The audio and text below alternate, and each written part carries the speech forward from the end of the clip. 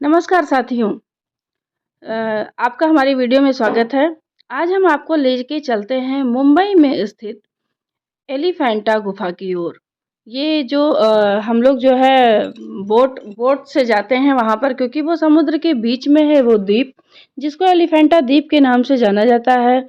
स्थानीय लोग जो यहाँ के हैं वो इस द्वीप को धारापुरी के नाम से जानते हैं और पुकारते हैं। तो बोट पे हम लोग बैठ गए हैं और समुद्र की यात्रा करते हुए, ये देखिए सामने जो आपको दिखाई दे रहा है, ये अभी शिप दिखाई दिया और बहुत सारी बोट समुद्र में चलती है और ये हम पहुंच गए हैं उस धारापुरी द्वीप पर। बहुत सारी यहाँ पर दुकानें भी आपको दिखाई दे रही हैं। तो आ गए दोस्तों हम लोग एलिफेंटा गुफाओं में, जिसे विश्वदाय स्मारक के नाम से जाना जाता है। तो दोस्तों, ये एलिफेंटा द्वीप की जो परिधि है मात्र 7 किलोमीटर है और ज्वारभाटे के अनुसार इसका क्षेत्रफल 6.50 किलोमीटर और 10 किलोमीटर के बीच घटता बढ़ता रहता है। ये बोर्ड लगा था जिस पर साफ साफ एलिफेंटा गुफाएं लिखा हुआ है। इस द्वीप पर दो छोटी पहाड़ियों का एक समूह है, जिसके बीच पतली सी खाई है। यह पर्वत श्रृंखला पश्चिम की ओर धीरे धीरे ऊपर को उठती है और टेढ़ी मेढ़ी आकृति धारण करते हुए घाटी को पार कर पूर्व छोर पर पहुंचकर 568 फीट ऊंची हो जाती है। इस ये जो आप देख रहे हैं, ये गुफाओं का वर्णन किया हुआ है और हम लोग अब प्रवेश करने जा रहे हैं जो मुख्य गुफा है उसकी ओर। इन गुफाओं के ऐतिहासिक और धार्मिक पृष्ठभूमि संबंधी प्रमाणों का अभाव तो है, परंतु इस स्थापत्य शैली के सतत विकास का प्रमाण भी है। एलिफेंटा गुफा समूह के अंतर्गत 7 शैलोत्कीर्ण गुफाएं देखने को मिलती हैं। दोस्तों, ये भगवान शिव की नटराज मूर्ति है। ये त्रिभंग मुद्रा में भगवान शिव को दिखाया गया है। पहली दाईं भुजा जो कोहनी से टूटी हुई है, लेकिन ललित नृत्य की विशिष्ट मुद्रा में उनके वक्ष तक जाती है। ये नटराज शिव की बहुत ही सुंदर प्रतिमा कभी रही होगी, जो आज भी देखने में बहुत सुंदर लगती है। और इसी के साथ इन गुफाओं में हम आगे बढ़ते हैं तो ये आपको पिलर्स दिखाई दे रहे होंगे, जो पिलर्स इस गुफा को रोके हुए हैं। ये द्वारपाल की मूर्तियां हैं और अंदर ये 2 गेट पर द्वारपाल की मूर्तियां बनी हुई हैं और अंदर भगवान का शिवलिंग है, जिसकी कभी पूजा की जाती रही होगी। और इसी के साथ एलिफेंटा की जो मूर्तियां हैं वो मूर्ति शिल्प के चरमोत्कर्ष को सूचित करती हैं। यदि पुर्तगालियों द्वारा यहाँ का अपार कला वैभव क्षतिग्रस्त न किया गया होता तो इन गुफाओं की ऐसी श्रीहीनता न होती। ये जो मूर्ति आप देख रहे हैं दोस्तों, ये मूर्ति आप जो देख रहे हैं, ये शिव को राक्षस अंधक के संहारकर्ता के रूप में दिखाया गया है, यानी अंधकासुर वध की ये मूर्ति है। यह बहुत ही अनुपम है। प्रधान मूर्ति की जो ऊंचाई है वो लगभग 11.5 फीट है। इसका सिर मुकुट मंडित है और इसके अलंकरण किसी भी दर्शक का मन मोह लेते हैं। ये जो मूर्ति है दोस्तों, ये गंगाधर शिव की मूर्ति है, यानी गंगा अवतरण, और ये कल्याण सुंदरम की मूर्ति है जिसे आप देख रहे हैं। और इसी के साथ हम आगे बढ़ते हैं और ये अब आपको दिखाई दिया गंगाधर शिव, यानी जिसको गंगा अवतरण के नाम से जाना जाता है। गंगाधर शिव शीर्षक इस मूर्ति में गंगा अवतरण का अंकन है। राजा भगीरथ को यह ज्ञात होता है कि उनके पूर्वज महान तपस्वी कपिल के श्राप से भस्म हो गए थे। तो अब जो मूर्ति आप देखने जा रहे हैं, ये एलिफेंटा गुफा की मुख्य मूर्ति है, जिसको महेश मूर्ति के नाम से जाना जाता है। विश्व विख्यात महेश मूर्ति, जिसे त्रिमूर्ति अथवा सदाशिव भी कहा जाता है, एलिफेंटा की गुफा संख्या 1 की दक्षिणी दीवार के मध्य में ये उत्कीर्णित है। इस आध्यात्मिक त्रिमूर्ति के मुखमंडल पर बड़ी प्रशांत गंभीरता है। यह मूर्ति 8वीं शती ईस्वी में बनाई गई थी, जो आकार में काफी बड़ी है और इसकी गणना दुनिया की सबसे विशाल मूर्तियों में की जाती है। यह मूर्ति ग्रेनाइट पत्थर, यह मूर्ति 17 फीट 9 इंच ऊंची है और 1 मीटर ऊंचे चबूतरे पर निर्मित है। वास्तव में इससे बढ़कर संसार में कोई मूर्ति शिल्प नहीं। सारा भारतीय दर्शन इस मूर्ति में प्रतिबिंबित है। मूर्ति में जगत में व्याप्त त्रिगुणों तमोगुण, सतोगुण, रजोगुण का अर्थ भी लिया जाता है। त्रिमूर्ति के अगल बगल द्वारपाल कर्तव्यनिष्ठ सन्नद्ध हैं। दाहिने ओर द्वारपाल की मूर्ति 13.5 फीट की ऊंची है, पर काफी क्षतिग्रस्त हो चुकी है। तो अब हम आगे बढ़ते हैं और ये जो मूर्ति आप देख रहे हैं, ये रावणा अनुग्रह की मूर्ति है, जिसको कहते हैं कैलाश पर्वत हिलाता हुआ रावण। यह एक पौराणिक कथा का अंकन है जिसमें अभिमानी रावण अहंकारवश शिव समाज सहित कैलाश को उखाड़ने का प्रयास करता है। वह पर्वत को हिलाते और उखाड़ने में सफल हो जाता है, जिससे वहां के निवासी भयभीत होते हैं। यह देखकर शिव भूमि पर अपने बाएं पैर के अंगूठे से दबाते हैं। परिणाम स्वरूप पर्वत अपने मूल स्थान पर आ जाता है और रावण को कैद कर लिया जाता है। ये है इसकी रावणानुग्रह मूर्ति की कहानी। अब हम आगे बढ़ते हैं और शिव मंदिर यानी पूर्वी भाग में पहुंचते हैं।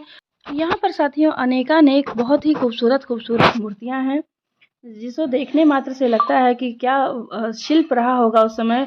जो मूर्तिकार होगा उन्होंने इसमें जीवंतता डाल दी है मूर्तियों में। और इस गुफा में जब हम आकर के देखते हैं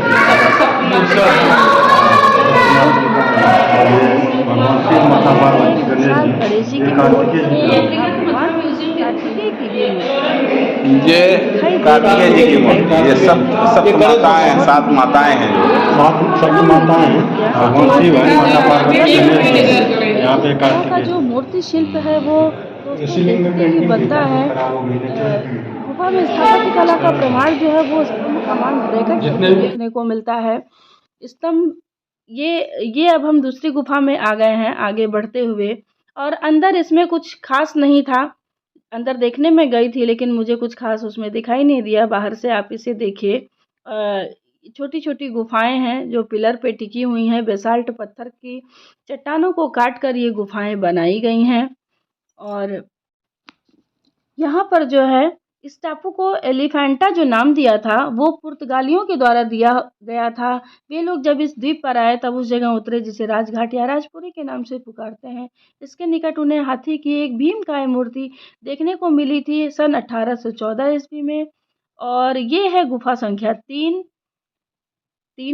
गुफा है और इसमें भी कुछ आपको मूर्तियां दिखाई देंगी।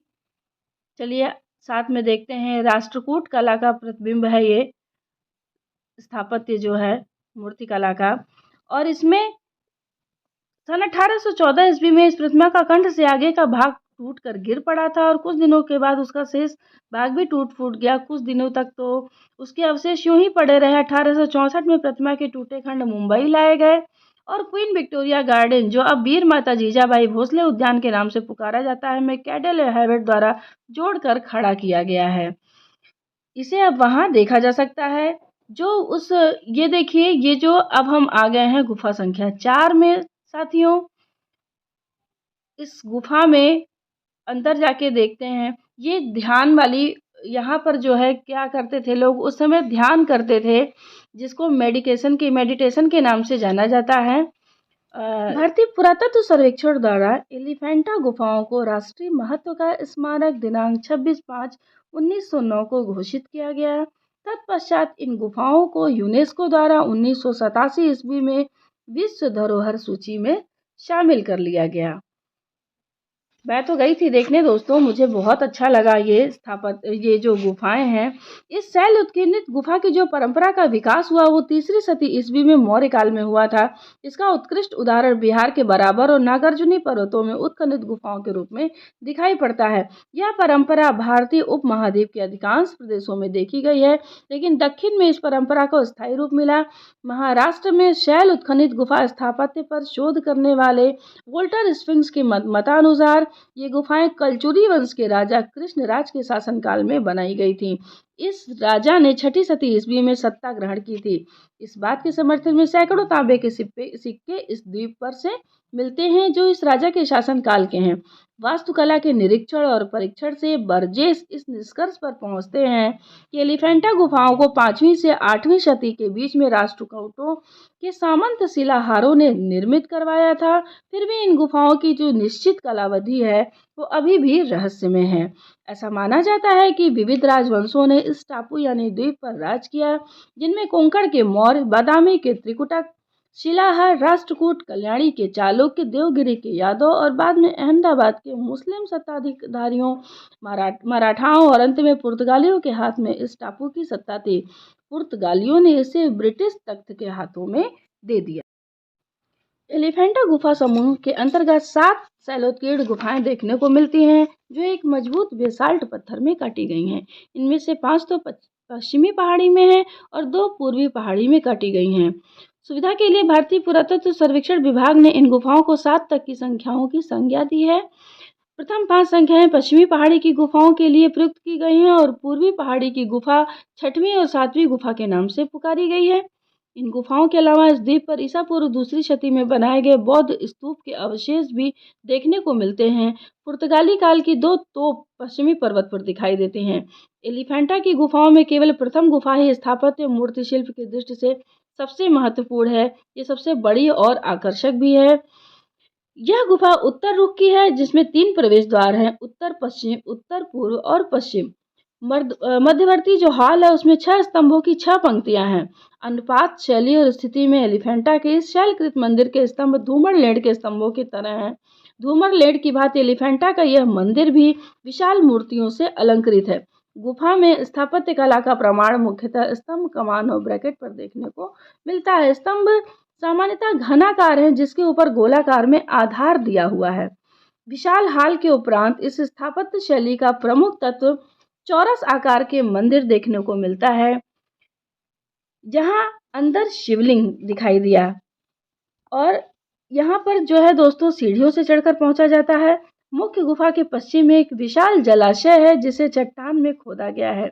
आज भी स्थानीय लोग इस जल को उपयोग पीने के लिए करते हैं। और ये जो मुंबई का आप खूबसूरत नज़ारा देख रहे हैं, ये रोशनी में नहाया हुआ ताज है, जो बहुत सुंदर लगता है दोस्तों। तो आपको हमारी वीडियो कैसी लगी, हमें कमेंट बॉक्स में कमेंट करके ज़रूर बताइएगा साथियों। इसी तरह आपके लिए हम ऐसी ही वीडियो लेकर के आते रहेंगे और आपकी निश्चित रूप से पढ़ाई में मदद करते रहेंगे साथियों। नमस्कार।